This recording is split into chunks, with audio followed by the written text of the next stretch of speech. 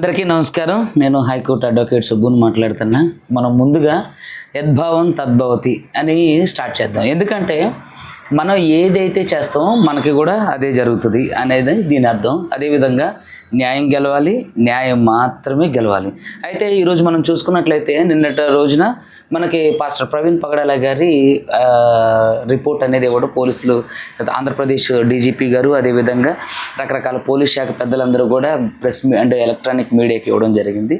అయితే దీనిలోని కొన్ని అంటే అనుమానాలు, ఇది జరిగింది అని మేము నిర్ధారించడం లేదు, కానీ కొన్ని అనుమానాలు అంటే పోలీస్ ఫ్యాక్టర్స్ ఏవైతే ఉన్నాయో, ఏదైతే పోస్ట్ మార్టం రిపోర్ట్లో ఉన్న ఫ్యాక్టర్స్ ఏవైతే ఉన్నాయో వాటిలోని కొన్ని అనుమానాలని మనం ఈరోజు చూద్దాం. అదేవిధంగా ముఖ్యంగా నేను 3 క్వశ్చన్స్ని నేను రేస్ చేయాలనుకుంటున్నాను. ఏంటంటే పాస్టర్ ప్రవీణ్ పగడాల గారు చనిపోయినప్పుడు ఆయన మద్యం సేవించి ఉంటే ఆయన మీద ఏదైతే ఈ రామవరపాడు జంక్షన్ దగ్గర ఉన్నటువంటి సిటీస్ ట్రాఫిక్ పోలీస్ ఎస్ఐ గారు సుబ్బారావు గారు డ్రంక్ అండ్ డ్రైవ్ కేసు ఎందుకు మొట్టమొదటిగా ఆయన ఫైల్ చేయలేదు? డ్రంక్ అండ్ డ్రైవ్ ఆయన హెడ్లైట్ పగిలిపోయి అక్కడ ఉన్నప్పుడు ఆయన నిద్రపోతున్నారు, తాగడం వల్ల ఆయన నిద్రపోయారని అడిగితే ఒక క్వశ్చన్ మీడియా మిత్రుడు, లేదంటే ఆయన నాకు తాగినట్టు అనిపించలేదు, ఎండ దెబ్బ వల్ల అలా ఆయన కనిపించి ఉండొచ్చు, అంటే మందు వాసన లాంటివి. ఇప్పుడు ఆ స్థాయిలో తాగున్న వ్యక్తి దగ్గర ఖచ్చితంగా మందు వాసన అనేది రావడం సహజం. అదేవిధంగా 3 చోట్ల దాదాపుగా ఆయన మద్యం మద్యం కొనుగోలు చేశారని చెప్పేసి మనకు చెప్పడం జరిగింది.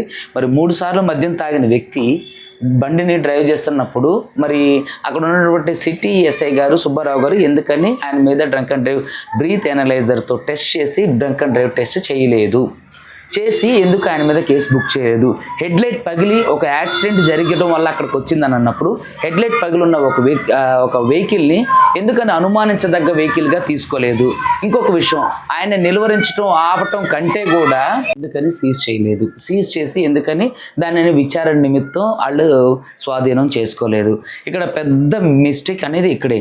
ఇంకా తర్వాత పోలీస్ శాఖ మాట్లాడుతూ 3-3.5 గంటల సీసీటీవీ ఫుటేజ్ దొరకలేదు అది అని చెప్పడం జరిగింది.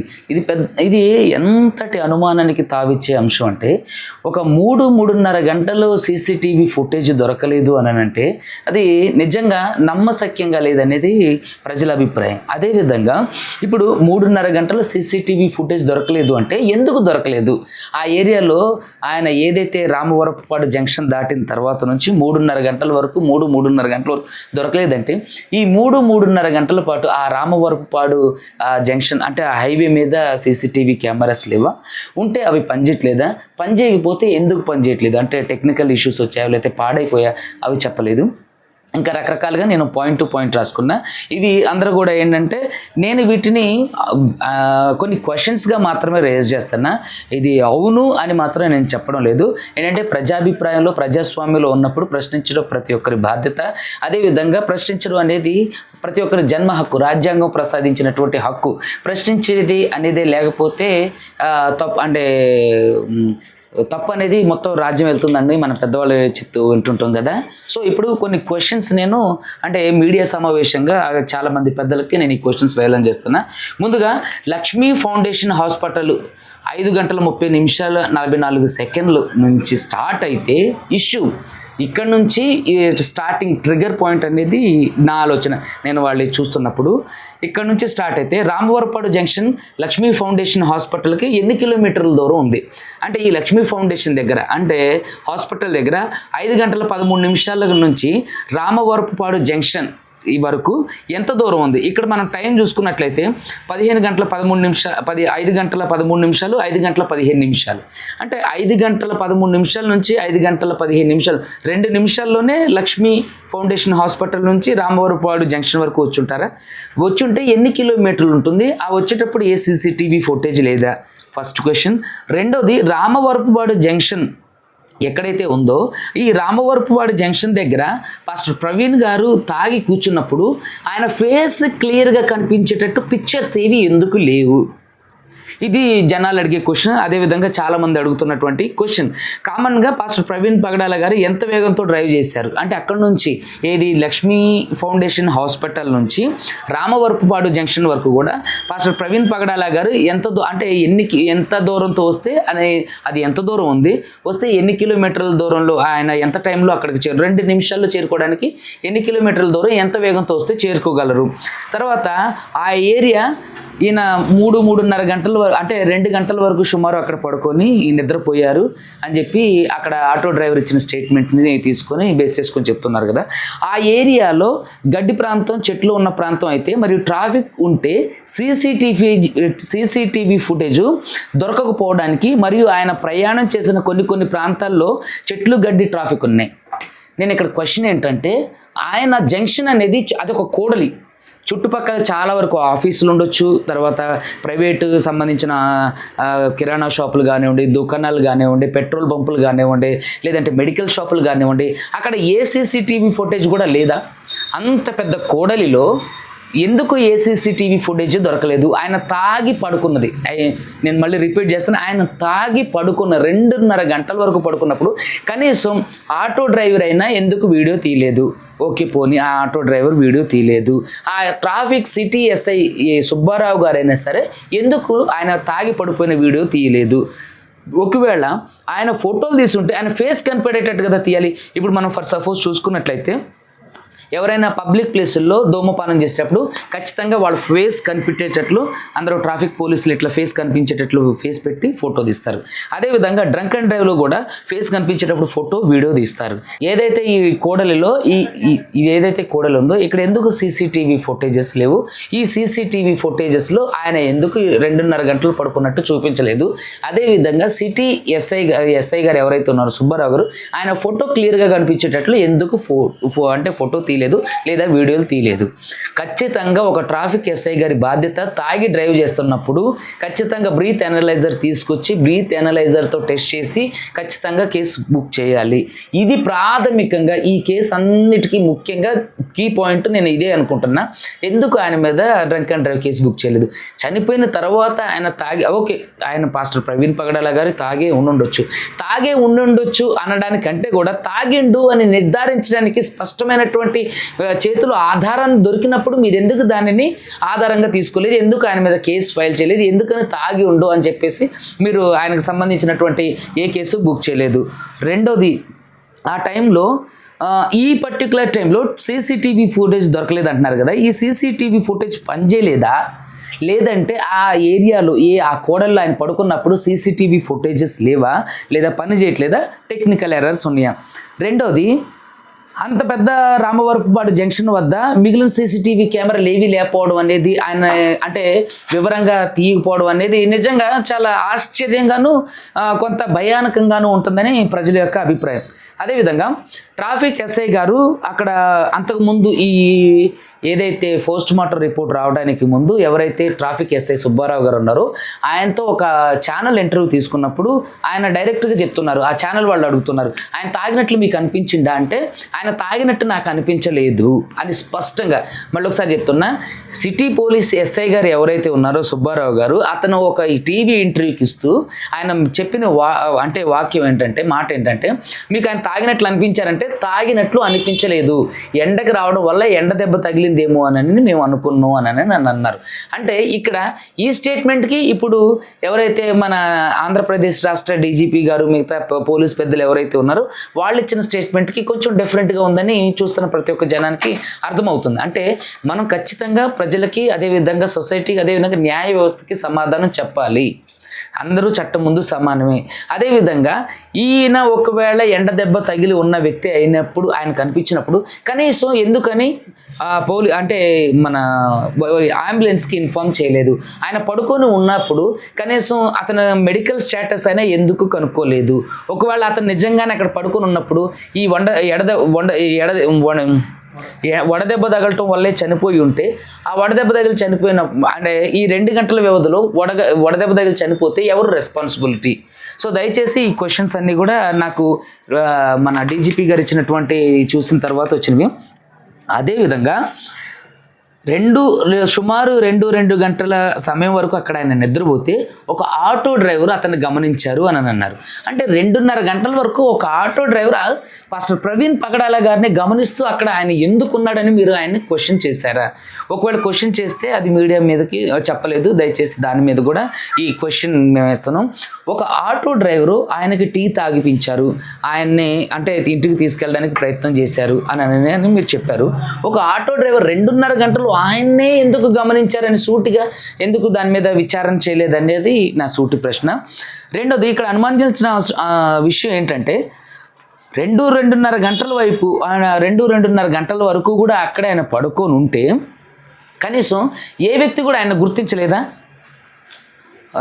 ఇంకా మనం తర్వాత పాయింట్లోకి వెళ్తే ఆటో డ్రైవర్ గురించి ఇక్కడ నేను ఒక క్వశ్చన్ వేయాలనుకుంటాను. 2:30 గంటల వరకు ఒక వ్యక్తిని సుదీర్ఘంగా తీక్షణంగా గమనిస్తుండు అని అంటే అసలు ఆటో వ్యక్తి ఎవరు, ఏ ప్రాంతానికి చెందిన వ్యక్తి? 2:30 గంటలు తన భుక్తి కోసం ఆటో నడిపే వ్యక్తి 2:30 గంటల వరకు కూడా అక్కడే ఎందుకు ఇతను అబ్జర్వ్ చేసుకుంటూ ఉండాలి? అతని పేరు సంబంధించిన డీటెయిల్స్ న్యాయ వ్యవస్థకు కానీ లేదంటే డిపార్ట్మెంట్ అంటే న్యాయశాఖకి ఏమన్నా సబ్మిట్ చేశారా? ఆ వ్యక్తి ఎవరు, ఎక్కడి నుంచి వచ్చారు, ఏంటనేది. అయితే ఇంకొకటి, అక్కడ నుంచి ఆయన వెళ్ళిపోయారు అంటే ఆయన ఎందుకు అంటే అక్కడ నుంచి వాళ్ళు ఎస్ఐ కానీ మిగతా ఆయన సిబ్బంది అక్కడ ఆయన మీరు వెళ్ళొద్దు, మీకు హెల్త్ బాగాలేదు, మీ కండిషన్ బాగాలేదు, ఇక్కడే మీరు రెస్ట్ తీసుకోండి అని చెప్పిన పోలీసులు, ట్రాఫిక్ పోలీసులు ఎవరైతే ఉన్నారో వాళ్ళు ఎందుకు దీంట్లో బలంగా ఇనిషియేట్ తీసుకోలేదు? ఆల్రెడీ హెడ్లైట్ బగిలి ఉందని చెప్పేసి అని అంటున్నారు. అతని ఆరోగ్య పరిస్థితి బాగాలేదని చెప్పేసి ట్రాఫిక్ ఎస్ఐ సుబ్బారావు గారు చెప్పారు. మరి అలాంటి వ్యక్తి, అతని కండిషన్ బాగాలేని వ్యక్తిని వెళ్ళిపోతుంటే మీరు ఎలా విడిచిపెట్టారు? ఒక బాధ్యత గల పోలీస్ ఆఫీసర్ అయి ఉండి ఆయన ఎలా విడిచిపెట్టడానికి మీకు మనసు వచ్చింది? అలాంటి పరిస్థితులు వెళ్తే ఖచ్చితంగా ప్రమాదాలు జరుగుతాయని మీకు తెలుసు కదా. మీరు ఎన్నో డ్రంక్ అండ్ డ్రైవ్ కేసులలో, ఎన్నో యాక్సిడెంట్ కేసులలో మీరు చాలా వరకు డ్రంక్ అండ్ డ్రైవ్ కేసులు కానివ్వండి, హెల్మెట్ లేనప్పుడు కానివ్వండి, ఇలాంటప్పుడు కౌన్సిలింగ్స్ అప్పుడు చెప్తుంటారు కదా. మరి అలాంటి హెడ్లైట్స్ పగిలిపోయి యాక్సిడెంట్ జరిగిన ఆ సందర్భంలో ప్రవీణ్ కుమార్ గారిని ఎందుకని మీరు ఖచ్చితంగా పర్టికులర్గా ఆపలేదు? మీరు ఎందుకు బ్రీత్ అనలైజర్ టెస్ట్తో ఆయనకు డ్రంక్ అండ్ డ్రైవ్ టెస్ట్ చేయలేదు? తాగుంటే ఎందుకు కేసు బుక్ చేయలేదు? మనకి చూసుకున్నట్లయితే పోలీస్ డిపార్ట్మెంట్ దాదాపుగా 400 సీసీటీవీ ఫుటేజ్లు పరిశీలించామని చెప్పడం జరిగింది. మరి 400 సీసీటీవీ ఫుటేజ్లు పరిశీలించినప్పుడు కనీసం ఒక్కసారైనా ఆయన మందు తాగుతున్నప్పుడు ఉన్నటువంటి వీడియో ఎందుకు లేదు? అది దొరకలేదా? లేదంటే ఆయన 3 సార్లు మద్యం కొనుగోలు చేస్తుంటే ఆ 3 సార్లు మద్యం మరి ఎక్కడ తాగిండు? మీరు రూట్ మ్యాప్ వేస్తారు కదా, మరి రూట్ మ్యాప్లో వేసినప్పుడు ఆయన కనీసం భోజనానికి కూడా ఎక్కడ ఆగలేదంటారా? ఎక్కడ హోటల్స్లో కూడా ఆయన సీసీటీవీ ఫుటేజ్లు కానివ్వండి, లేదంటే ఎక్కడైనా బార్లో కానీ లేదంటే ఇంకెక్కడైనా సీసీటీవీ ఫుటేజ్ దొరకలేదంటారా? అంత పెద్ద హైవే నుంచి ఇక్కడికి వచ్చేటప్పుడు కనీసం ఇది ఎలా మిస్ అయింది అనేది ప్రజల అభిప్రాయం ద్వారాగా నేను తెలియజేస్తున్నా. కనీసం ఆయన భోజనం కూడా ఎక్కడ చేయలేదా? భోజనానికి సంబంధించినటువంటి టాపిక్ కూడా ఎక్కడ రాలేదు. సుదీర్ఘంగా ప్రయాణం చేసే వ్యక్తి ఏం తినుకోకుండా ఎలా డ్రైవ్ చేయగలడు అనేది ప్రజల యొక్క అభిప్రాయం. అదేవిధంగా నా అభిప్రాయం కూడా.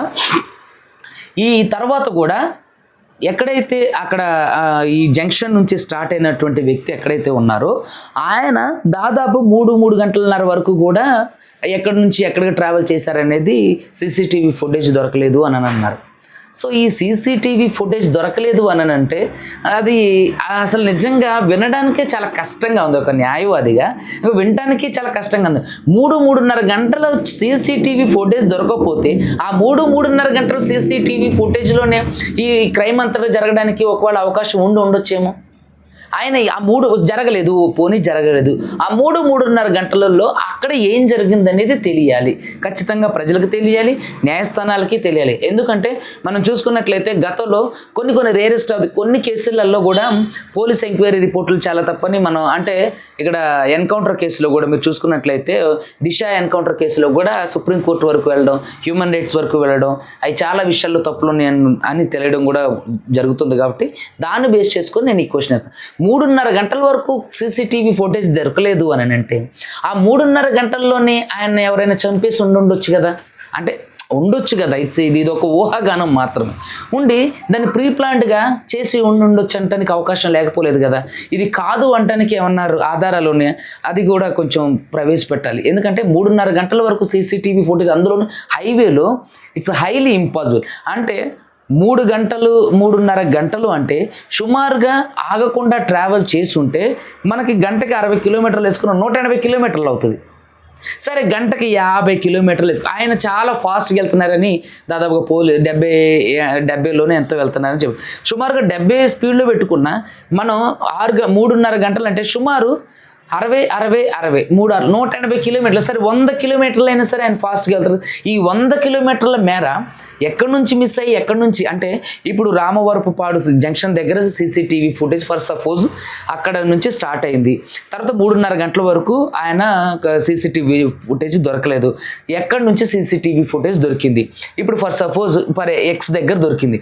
అంటే రామవరపుపాడు జంక్షన్ దగ్గర నుంచి కనిపించిన వ్యక్తి 3.5 గంటలు అక్కడ వరకు ప్రయాణం చేసి అంటే ఎన్ని కిలోమీటర్ల వ్యవధి ఉండుండొచ్చు కనిపించకపోవడం. అంటే 3.5 గంటల్లో స్టార్టింగ్ పాయింట్ ఎండింగ్ పాయింట్ ఎన్ని కిలోమీటర్లు ఉండుండొచ్చు. ఇన్ని కిలోమీటర్లు దాటడానికి ఆయన ఫాస్ట్గా ప్రయాణం చేస్తుంటే చాలా ఎక్కువ దూరం ప్రయాణం చేసి లేదా చాలా తక్కువ దూరమే ప్రయాణం చేసి వస్తే ఆ ప్రయాణం చేసిన డిస్టెన్స్లో సీసీటీవీ ఫుటేజెస్ లేవా, అక్కడ ఎందుకు సీసీటీవీ ఫుటేజెస్ లేవు, లేకపోతే ఎందుకు లేవు, ఉంటే ఎందుకు ఉండే, మరి ఉన్నప్పుడు ఎందుకు అవి సీసీటీవీ ఫుటేజ్ తెలియదు. 3.5 గంటలు లేదు దొరకలేదు అనేది సరైన సమాధానం కాదనేది ఒక అడ్వకేట్గా నాకు సంబంధించినటువంటి అంశం. ఇంకొక విషయం ఏంటంటే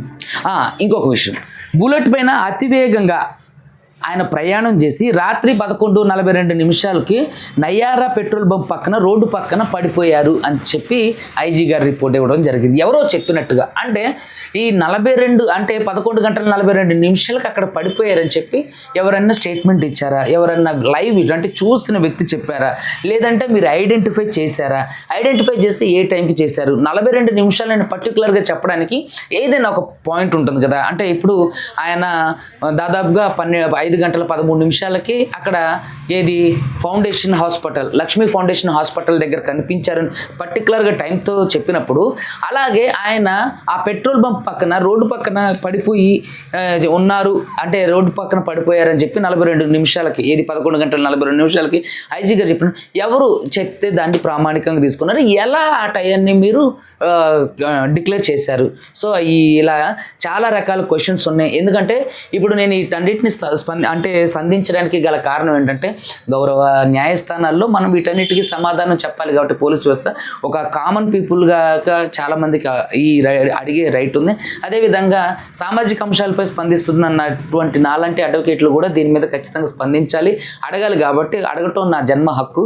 అదేవిధంగా వాక్ స్వాతంత్ర హక్కు నాకు ప్రసాదించడం అనేది ఉంది కాబట్టి నేను వీటిని అడుగుతున్నాను. ఎందుకంటే ఇప్పుడు వీటన్నిటిని ఇంకా ఇవే కాదు చాలా అనుమానాలు ఉన్నాయి, అవన్నీ కూడా నెక్స్ట్ నేను మీడియా ఇంటర్వ్యూలో బయటపెడతా. ఎందుకంటే పాస్టర్ ప్రవీణ్ పగడాల గారిది హత్యే అని చెప్పి చాలామంది బల్లగుద్ది చెప్తున్నారు. సో అలాంటి వాళ్ళ నోరు మూపించాలి అని అంటే పోలీస్ వ్యవస్థ చాలా విషయాల్లో సమాధానం చెప్పాల్సి ఉంటుంది. ఎందుకంటే బాధ్యత గల పోలీస్ వ్యవస్థ మీద మాకు అపారమైన నమ్మకం ఉంది. పాస్టర్ ప్రవీణ్ పగడాల గారు చనిపోయిన తర్వాత జరుగుతున్నటువంటి ఈ పరిణామాలన్నింటినీ చూసుకుంటే కొంతవరకు ఆందోళన ఉంది. ఎందుకంటే ఒక లైఫ్ కోచ్, ఒక పాస్టర్, అదేవిధంగా ఎంతోమంది పేదవారికి అండగా నిలిచినట్టు ఎన్నో ఆర్ఫన్ హోమ్స్ నడిపించి ఎంతోమందికి జీవనాధారమైనటువంటి పాస్టర్ ప్రవీణ్ పగడాల గారు చనిపోతేనే ఇలా 2.5 గంటలు 3.5 గంటలు సీసీటీవీ ఫుటేజ్ దొరకట్లేదంటే మరి సాధారణ కేసులలో చనిపోయిన వారి పరిస్థితి ఏంటి? ఇప్పుడు ఇలాంటి ఒక కేసులలో ఇన్ని గంటలు సీసీటీవీ ఫుటేజ్ దొరకట్లేదు, కనిపించట్లేదు అంటాం ఎంతవరకు సమంజసం అనేది నేను పోలీస్ వారిని డైరెక్ట్గా క్వశ్చన్ చేస్తున్నా. సరే, అదేవిధంగా పాస్టర్ ప్రవీణ్ కుమార్ గారు పగడాల గారిది హత్య అని అన్ని బల్లగుద్ది చెప్తున్నటువంటి ఎంతోమందికి మీరిచ్చే సమాధానం చాలా అంటే ఆశాజనకంగాను రిసీవ్ చేసుకునే దానిలాగా లేదు. ఎందుకంటే అక్కడ మీరు ఆయన తాగి ఉన్నట్లయితే ఖచ్చితంగా మీరు డ్రంక్ అండ్ డ్రైవ్ బుక్ చేస్తారు కూడా, చెయ్యాలి. మరి ఆయన తాగి ఉంటే అక్కడ ఆ జంక్షన్ వద్ద ఎందుకని ఆయన హెడ్ లైట్ కూడా పగిలి మీకు కనిపిస్తుంది కదా, అక్కడ ఆయన కూర్చుంటే ఇలా కూర్చున్నప్పుడు తలక వంచుకొని ఫోటో ఉంది, నిలబడి ఇలా ఎందుకు ఫోటో తీయలేదు? My direct question. అసలు ఆ కోడలిలోనే ఎక్కడ సీసీటీవీ ఫుటేజ్ లేదా? అది దొరకలేదు, ఆయన పడుకుంటూ 2.5 గంటలు అని నేను చెప్పేసాను అనుకుంటే ఒక వ్యక్తి మనం చెప్పిన మాటలు నమ్మడం అనేది నిజంగా ఆశ్చర్యంగా అనిపిస్తుంది. సో ఇలాంటి ప్రవీణ్ పగడాల గారు చనిపోయినటువంటి ఈ కేసులో ఎలా ఉంటే సాధారణ వ్యక్తులు చనిపోతే మరి ఇంకా ఎలాంటి జస్టిస్ జరుగుతుంది అనేది పోలీసు వ్యవస్థకి వాళ్ళ అంటే విజ్ఞతకి వదిలేస్తున్నాం. సో దయచేసి మీరందరూ కూడా ఇవన్నీ కీప్ వాచింగ్, గమనిస్తూనే ఉండండి. అయితే ఇంకొక విషయం నేను చెప్పాల్సింది ఏంటంటే no one can escape from the god. ఎవరు కూడా దేవుడి నుంచి తప్పించుకోలేరు. తప్పుని తప్పు అనే ఒప్పుకోవాలి, ఒప్పును ఒప్పు అని ఒప్పుకోవాలి. ఒకవేళ పాస్టర్ ప్రవీణ్ పగడాల గారి విషయంలో ఇది తప్పు అయితే ఖచ్చితంగా మీరందరూ కూడా కామెంట్ల రూపం ద్వారా, అదేవిధంగా వినతుల ద్వారా గౌరవ ప్రభుత్వాలని మీరు అర్జీలు చేసుకోండి. అదేవిధంగా రీపోస్ట్ మార్టానికి అవకాశం ఉంటే మళ్ళీ రీపోస్ట్ మార్టానికి కోరండి. అదేవిధంగా ఈ క్వశ్చన్స్ ఏవైతే ఉన్నాయో వీటన్నిటికీ కూడా సమాధానాలు మీ ద్వారా కూడా అడగండి. 3.5 గంటల వరకు కూడా సీసీటీవీ ఫుటేజ్ దొరకలేదు అని అంటున్నారు అని అంటే మరి దీన్ని ఏ విధంగా తీసుకోవాలి? పాస్టర్ ప్రవీణ్ అదేవిధంగా పాస్టర్ ప్రవీణ్ గారి కుటుంబం దీనిపైన కోర్టుకు వెళ్తే ఏ విధంగా ఐజీ గారు సమాధానం చెప్తారనేది కూడా స్పష్టత రావాల్సి ఉంది. మరణంకు సంబంధించిన డాక్యుమెంట్స్ అవచ్చు, లేదంటే కోర్టులో రిపోర్ట్ ఆల్రెడీ కుటుంబ సభ్యులకు అప్పచెప్పినామని చెప్తా ఉన్నారు క్లియర్గా. మీరెందుకు దీన్ని అంటే బయట వాళ్ళే దీన్ని హైలైట్ చేస్తున్నారని చెప్పేసి కూడా వాళ్ళ కుటుంబం అంటే బయట వాళ్ళు దీన్ని హైలైట్ చేస్తున్నారని కుటుంబం ఎప్పుడు ప్రశ్నించలేదండి. ఎందుకంటే సమాజంలో జరుగుతున్న ప్రతి అంశం మీద ప్రతి ఒక్కరిని ప్రభావితం చేస్తుంది, ప్రతి ఒక్కరి బాధ్యత. ఇప్పుడు దిశ చనిపోయినప్పుడు దేశం మొత్తం ఎందుకు మరి ఊవెత్తని లేచి నిరసనలు తెలియజేశారు? వాళ్ళ కుటుంబమే తెలియజేయచ్చు కదా. ఏంటంటే సామాజిక అంశాల మీద ఖచ్చితంగా ప్రతి ఒక్కరు స్పందించాల్సిన అవసరం ఉంది, అప్పుడు మాత్రమే న్యాయం అనేది దక్కుతుంది. సో అదేవిధంగా పాస్టర్ ప్రవీణ్ పగడాల గారి విషయంలో కూడా వాళ్ళ కుటుంబం స్పందించట్లేదంటే రకరకాల కారణాలు అయ్యి ఉండొచ్చు, కానీ వాటి మీద ఖచ్చితంగా ప్రశ్నించాల్సిన అవసరం, బాధ్యత ఖచ్చితంగా విద్యార్థుల మీద అదేవిధంగా న్యాయవాదుల మీద ఉంది. ఎందుకంటే ఈరోజు మీరు చూసుకున్నట్లయితే ప్రపంచంలో మొత్తంలో కూడా ఆయన ఉన్నత స్థానాల్లో అధిరోహించిన వాళ్ళు ప్రైమ్ మినిస్టర్లుగా పనిచేశారు, అడ్వకేట్లు రాష్ట్రపతులుగా పనిచేశారు, అడ్వకేట్గా ప్రాక్టీస్. అక్కడ వరకు ఎందుకండి, మనం జాతిపితగా పిలుస్తున్నటువంటి గాంధీజీ గారు కూడా ఒక అడ్వకేటే. ఖచ్చితంగా ప్రతి ఒక్కళ్ళు దీన్ని అడిగి తెలుసుకోవాలి, ప్రశ్నించడం మీ జన్మ హక్కు, ప్రతి ఒక్కరికి రాజ్యాంగం ప్రసాదించింది. డాక్టర్ ప్రవీణ్ పగడాల గారి కుటుంబమే, పాస్టర్ ప్రవీణ్ పగడాల గారి కుటుంబమే దీన్ని ప్రశ్నించాలని లేదు. ఖచ్చితంగా ఎవరైనా సరే దీని మీద ప్రశ్నించవచ్చు. ఒకవేళ నిజంగా మీరు ఏవైతే అనుమానాలు వ్యక్తం చేస్తా ఉన్నారో అవన్నీ వాస్తవాలు అయితే ఒకవేళ ఇంత బహిరంగంగా ప్రెస్ మీట్ పెట్టి ఒక ఐజీ వ్యక్తి ఒక ప్రభుత్వం తరఫున చెప్పేంత ఆస్కారం ఉంటుంది అంటారు? ప్రవీణ్ హత్య అంటే ఏదైతే మరణం ఉందని మిస్టరీగా మార్చే అవకాశం వాళ్ళకి అయితే ఖచ్చితంగా ఏంటంటే ఇది ఒక rarest of the rare case. ఖచ్చితంగా ఇలాంటి కేసులలో ఇదే కేసు కాదు, ఏ కేసులోనైనా సరే జరిగినప్పుడు మీడియాకి ఖచ్చితంగా ప్రెస్కి ఖచ్చితంగా ఈ విషయాన్ని తెలియజేయాలి, అది ప్రొసీజర్. సో ఆ ప్రొసీజర్లో భాగంగానే వాళ్ళు కామన్గా తయారు చేసినటువంటి రిపోర్ట్ని, అదేవిధంగా వాళ్ళు కామన్గా ఏదైతే ప్రతి కేసులు చేస్తారో అలాంటి రిపోర్ట్ని వీళ్ళు కూడా ఇచ్చారు. సో ఆ రిపోర్ట్ మీదే కొన్ని అనుమానాలు అంటే కొన్ని కాజ్ మీద జరుగుతున్నటువంటి అనుమానాలను వ్యక్తం చేయడారు. ఇవి అనుమానాలు మాత్రమే, ఇది నిజం అని మేము ఎవరూ అనడం లేదు. 48 hours లో అసలు యాక్చువల్ చెప్పాలి పోలీస్ డిపార్ట్మెంట్. అది కూడా ఒక స్ట్రేంజ్ పాయింట్. ఇక్కడ ఏంటంటే ఒక పోస్ట్ మార్టం జరిగితే నిర్దిష్ట సమయంలో ఇవ్వాలని ఏమన్నా ఉందా? ఆ నిర్దిష్ట సమయం ఇవ్వాలి అని ఉంటే ఈ రోజు వరకు ఇవ్వాలని లేకుండా ఉంటే ఈ రోజు వరకు పోస్ట్ మార్టం రిపోర్ట్ ఇవ్వకపోవడానికి గల కారణం ఏంటి?